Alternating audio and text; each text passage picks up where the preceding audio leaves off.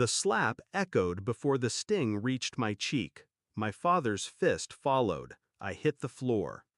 "Get up," he barked. My brother smirked. "You're a girl. You serve him," my mother snapped, as if the blood dripping from my lip was proof she was right.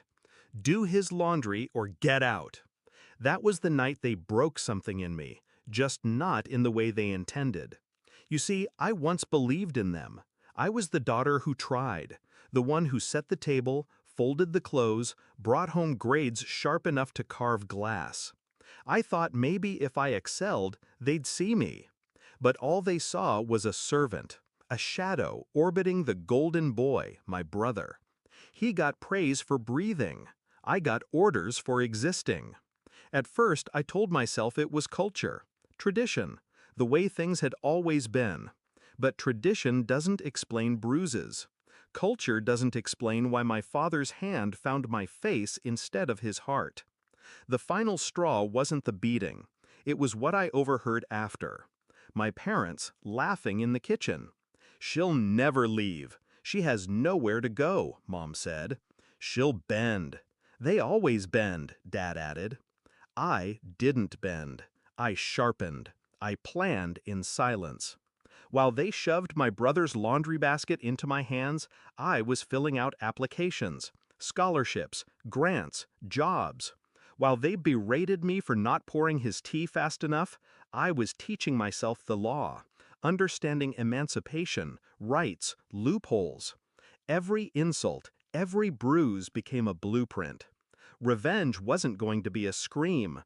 It was going to be a signature. I left one morning with nothing but a bag. They thought I'd crawl back.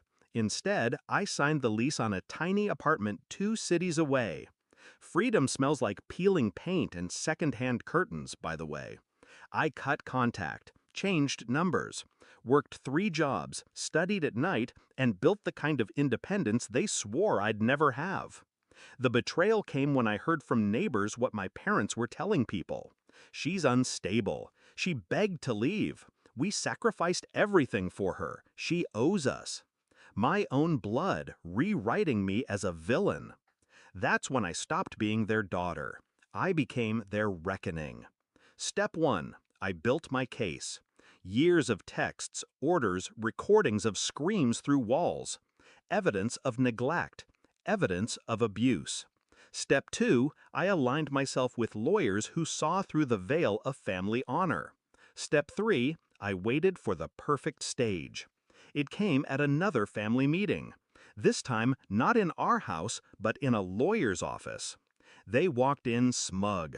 My mother in gold bangles, my father in his stiff suit, my brother scrolling on his phone like royalty. I sat across, calm. My lawyer slid a folder onto the table. "Before we begin, I'd like you to review these," he said. Dad waved a hand. "We don't need," but Mom's face drained as she flipped the first page. Photos, medical records, statements. Their history documented in black and white. My father's voice cracked. You planned this?" I leaned forward. "No, you planned this. Every bruise, every command, every time you reminded me I was less. I just wrote it down." Then came the knife twist. The lawyer slid another set of papers across. Court orders, restraining orders, financial penalties. I wasn't there as their child. I was there as their plaintiff. And the golden boy, my brother, he wasn't spared.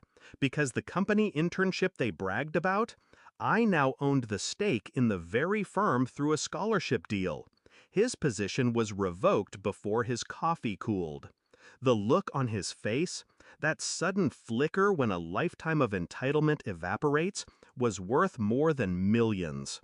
Dad pounded the table. "You'll regret this." I stood, adjusted my sleeve. "No, you will."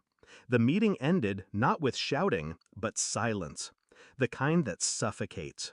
The kind that means they finally understood I wasn't their maid. I wasn't their punching bag. I was their downfall. People ask if I felt guilty. Here's the truth. Guilt belongs to those who did wrong. I carried their weight long enough. Now, I carry freedom. I walk into my apartment, lock the door behind me, and know no one can order me to serve. No one can strike me without consequence. Revenge isn't always dramatic.